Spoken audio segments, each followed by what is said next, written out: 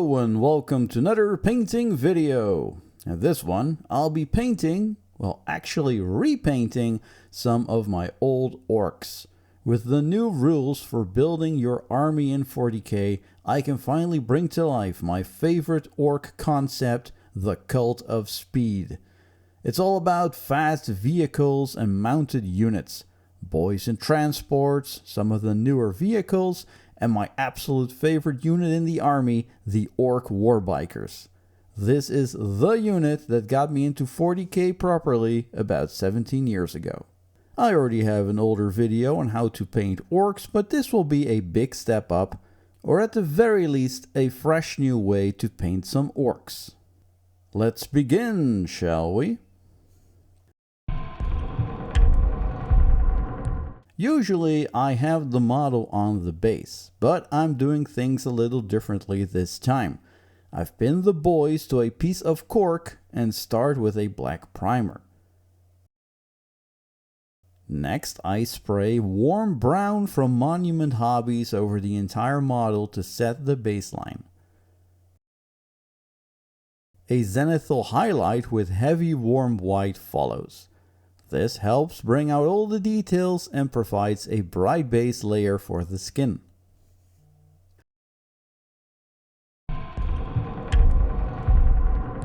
To paint the Ork Skin, I start by covering the light zenithal base coat with a slightly watered down coat of Elysian Green. I'm going for bright looking orcs in this one.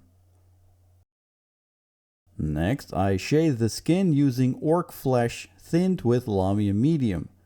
Make sure the wash doesn't pool too much. If it does, use a damp brush to guide the pigments where you want it. Then I begin layering the skin. I mix Elysian Green with Ogryn Camo and apply it to the raised areas. To deepen the shadows, I reinforce the darkest recesses with Coelia Greenshade. I also add some under the eyes to give the face more definition and character. With Ogryn Camo, I layer the top facing parts of the muscles and skin. Finally, I highlight everything with Creek Khaki to achieve that bright, vibrant orc skin tone. Games Workshop usually adds a flashy skin tone to areas like the lips, nose and elbows. And I'll be doing the same here. I mix Ogryn Camo with Kislev Flesh and apply it to the spots where I want it to appear more fleshy. I shade those areas with Agrellan Earthshade. Then highlight them with a mix of Kislev Flesh and Ushabti Bone. Now let's zoom in and pick out some of the smaller details that really help bring these orcs to life. For the eyes I go with Vermillion, a nice intense red that gives them an aggressive look. To make them stand out even more, I add a quick highlight with Fire Dragon Bright. For the teeth, I start with Sandry Dust as a base. It's a solid, slightly dirty bone color that works perfectly for orc dentistry. I highlight with Ushabti Bone, then shade the whole area with Skeleton Horde to bring out the definition and add a bit of grime. I finish them off with a second sharper highlight of Ushabti Bone to really make those chompers pop. Moving on to the claws, I bathe them with Incubi Darkness. Then I layer on Cabalite Green to give them some depth. And finish with a highlight of Sybarite Green to pick out the sharp edges and tips. I'm taking cues from my old color scheme here, so for the shirts I'm going with Rakarth Flesh as the base color. I shade the shirts with Agrax Earthshade to deepen the folds. Next, I mix Rakarth Flesh with Flayed One Flesh and layer it onto the raised areas to building some contrast. For the highlight, I use Flayed One Flesh on the most prominent parts of the shirt, like the tops of creases and folds, to give a sun-bleached, weathered finish. All the leather, including the pants, get a coat of wildwood. This contrast paint covers really well over the bright zenithal and shades at the same time. It's a great time saver. I then layer with Mournfang Brown, followed by another layer using Gorthor Brown, and finish with a highlight of Baneblade Brown to create a faded worn leather look. With that, the basic orcs are done. Next, I'll take a look at the armor. Now, this approach can also be used on the vehicles and mounts. Before I start painting the armor, I want to cover all the armor parts and metal with Rhinox hide to bring back that brown baseline. Next, I stipple on Mephiston Red for the red armor panels, being careful to stay away from the edges. This will give it a worn and damaged look. Instead of edge highlighting, I'll be using volume highlighting. This basically means you think of the armor as a 3D object and identify where the light would naturally hit. Highlights are then applied to those areas. For flat panels, I focus on the middle or top parts. I stipple on Evil Sunz Scarlet to start. I follow up with a smaller highlight of Wild Rider Red. And an even smaller highlight of Fire Dragon Bright to emphasize the light hitting the panels. This technique will actually go very quick if you aim for a dirty stippled effect.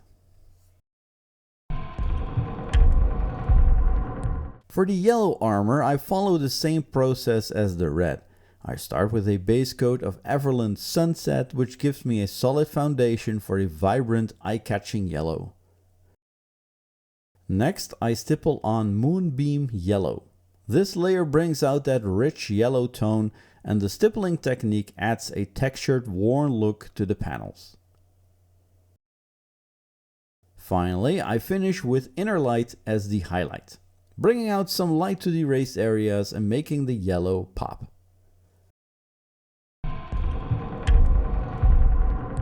To add some variety to the clothing, I paint certain parts black. For this, I use Corvus Black. It's a deep, solid tone that works well both for clothing and any armor I want to appear as black, which also gives some room to shade as it is not a pure black. After that, I start volume highlighting, beginning with deep gray to define the midtones and bring out the structure of the fabric and armor. Next, I layer on uniform gray to start catching the light on the raised areas. And finally, I highlight with ash gray to make the black areas pop, adding depth and contrast to the overall look. For anything that's bare metal, I start by painting it with gunmetal from the Army Painter. For the brass items, I use Balthasar Gold. There aren't too many brass parts, but it makes for a fun spot color, especially in areas where there's a lot of machinery or mechanical details. I shade both the metal and brass with non-oil, which deepens the recesses. To bring back some shine, I highlight with Mithril Silver. Lastly, I edge highlight some of the armor panels to show the metal poking through, where there's lots of wear and tear. This adds even more character and really emphasizes the rough, battle-hardened nature of the orcs.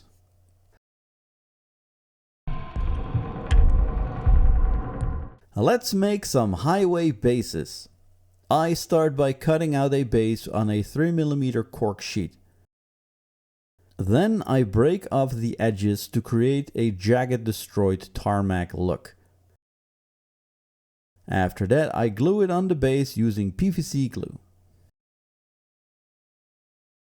Next, I add a second layer to the base using a 2mm cork sheet. I cut out the shape again, but this time I can get creative. I break it apart, remove chunks, or even add holes to make the road appear even more worn and destroyed. I glue this layer on top of the first one, to build depth. While I'm working on the highway theme, I also want to create some desert bases, or even combine the two, where an orc might be standing or riding on the side of the road. To add some volume and texture to the desert part, I apply texture paste on the cork where I want the sand and desert terrain to go. I remove a few pieces to rough up the road further, and on the road pieces I add Astrogranite to give it some grit and texture. For the desert areas I apply Agrellan Earth, then leave the base to cure, allowing it to crack and create that dry, crackled earth effect. To add even more texture to the road, I water down some PVC glue and sprinkle on kitty litter. Kitty litter is perfect because it comes in varying sizes and I can grind it up a little bit with my fingers to create a fine dust that really mimics road debris. And here we have it, a perfectly weathered road base. Now let's paint it.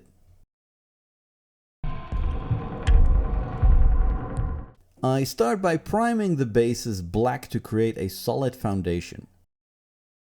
For efficiency's sake, I also spray the base with Xandri dust, though if you prefer you can always paint it by hand. Next, I shade the base with Seraphim Sepia to bring out some of the details and give the terrain a natural aged look.